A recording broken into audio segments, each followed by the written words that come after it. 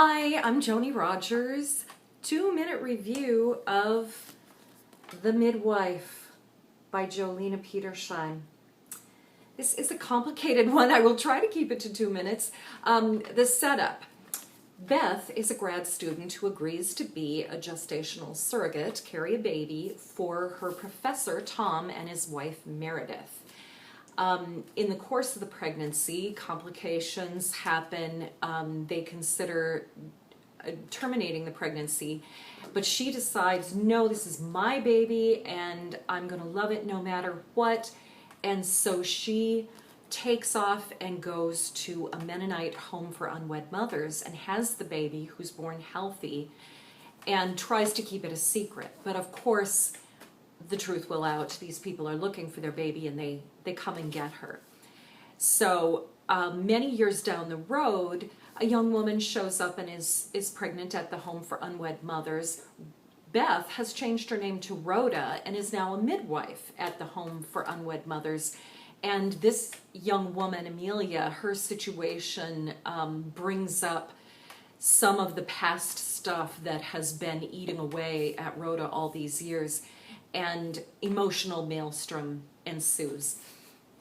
It's a page turner. This is a very talented author, and the setting is so great. I mean, a Mennonite home for unwed mothers. It's fertile ground, as they say. But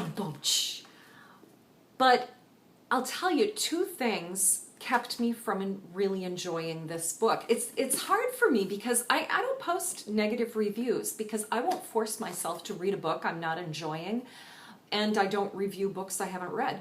So I kept saying to my husband, I am not enjoying this book, but I can't stop reading it. It's such a page turner. And the subject matter is so complex and compelling. The scenario was hard to walk away from without finding out what is she going to do with it. But here's two things that kept me from loving this book. Number one, that Meredith character, the genetic mother of the baby. She's painted with a very broad stroke, vilified, really, where she never really wanted the baby. She was willing to throw it away. She's all about her career, so she can't be a good mother. I mean, please. There were a few eye rollers, I'm afraid, in this manuscript. But the main thing that just annoyed the poo out of me as I'm reading this book. Let me show you how this works. Blah, blah, blah. She's sitting on the porch reading the Bible in an effort to find solace in the suffering that I am once again having to endure alone. Now, if I were the editor of that manuscript, I would have changed having to endure to enduring. When you say, I am enduring, that's a verb that's going somewhere. That's active, that's dynamic. When you say having to endure, that's being done to her.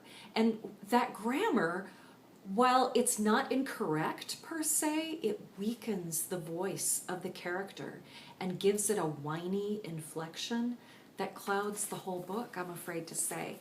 And it did prevent me from enjoying it. I kind of wanted to slap her the whole time because in my reader heart, I'm feeling this throughout. And then finally my editor eye saw that sentence and I was like, oh God, that's what it is.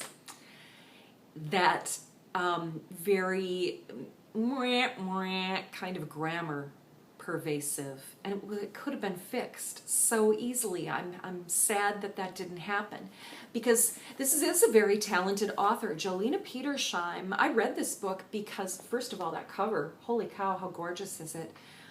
Good job, cover designer. But her first book was The Outcast, a modern retelling of The Scarlet Letter, which I loved, and I'm highly, highly recommending it. I will read another book by Jolina Petersheim when she comes out with her next novel. And let me tell you, if your book club is looking for a beefy discussion, knockdown, drag out, everybody brings their own filter to this motherhood, daughterhood, the issues are very complex.